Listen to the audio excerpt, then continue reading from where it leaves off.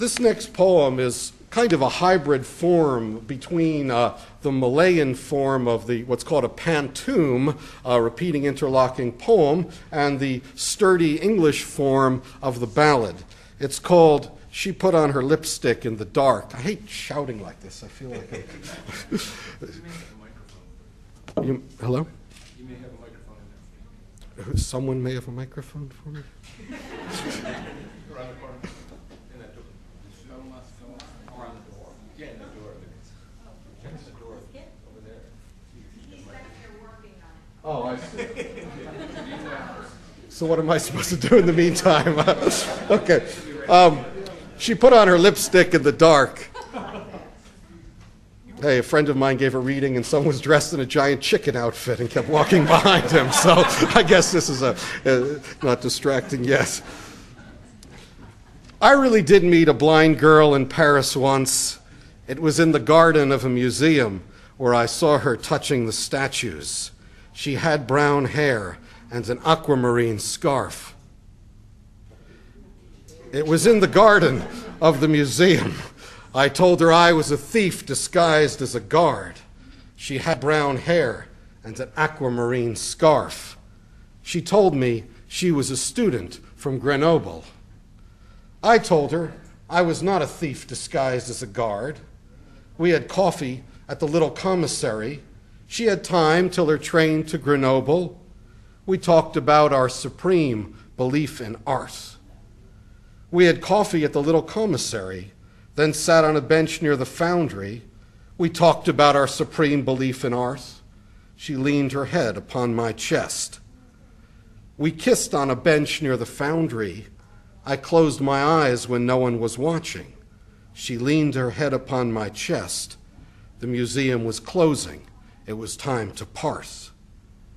I really did meet a blind girl in Paris once.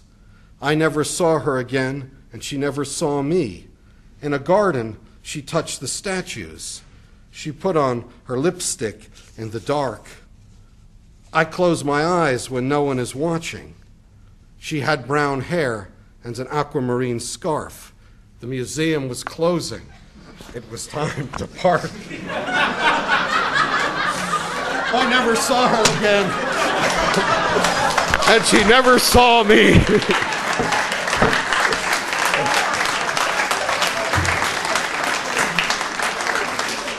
Oh, man. No. It's too late for that.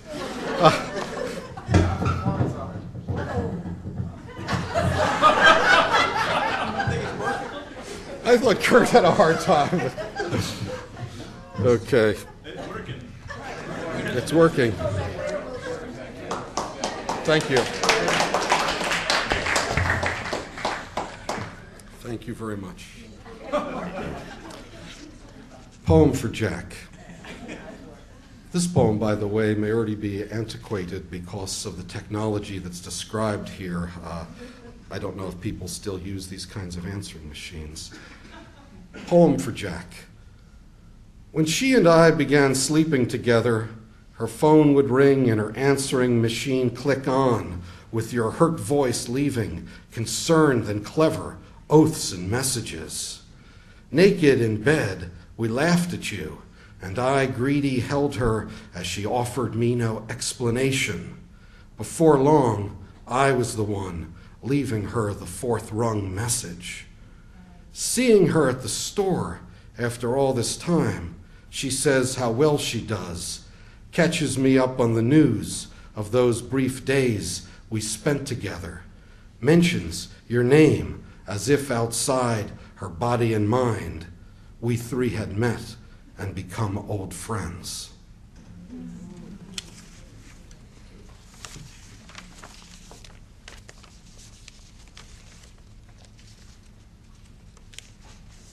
I'll move it along here.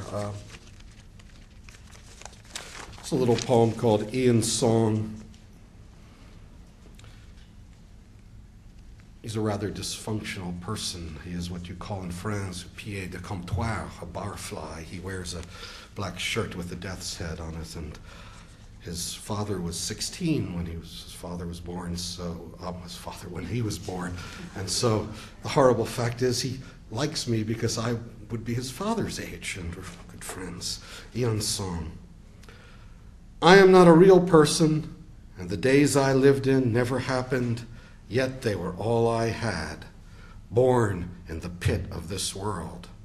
I left my dent in the landscape and my marker, but I was never really here, born in the pit of this world. I'm a death's head, a loser, without a heart in the landscape, born in the pit of this world.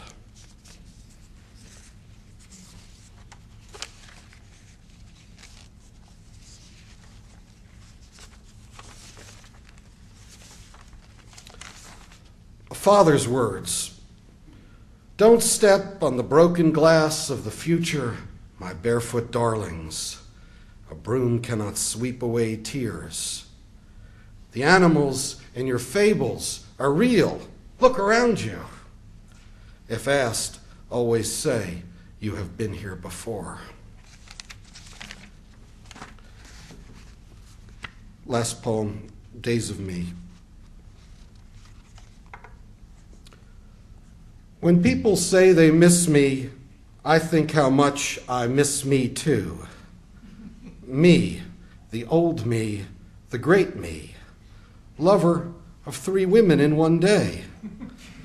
Modest me, the best me, friend to waiters and bartenders, hearty laugher and name rememberer. Proud me, handsome and hirsute, in soccer shoes and shorts, on the ball fields behind MIT. Strong me in a weight belt at the gym, mutual sweat dripper in and out of the sauna, furtive observer of the co-educated and scantily clad.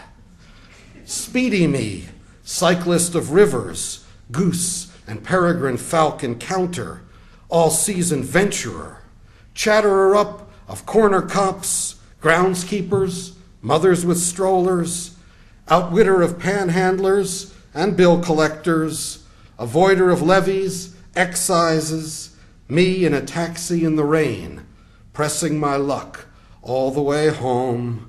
That's me at the dice table, baby.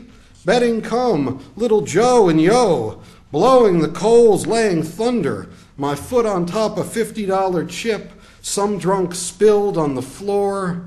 Dishonest me, evener of scores, eager acceptor of the extra change, hotel towel pilferer, coffee spoon lifter, fervent retailer of others' humor, black-hearted gossiper, poisoner at the well, dweller in unsavory detail, delighted sayer of the vulgar, off-course belier of the true me, empiric builder, newly haircutted, stickerer up for pals, jam on prizer, medic to the self-inflicted, attorney to the self-indicted, petty accountant and keeper of the double books, great divider of the universe and all its forms of existence into its relationship to me, fellow trembler to the future, thin air gawker, apprehender of the frameless door. Thank you.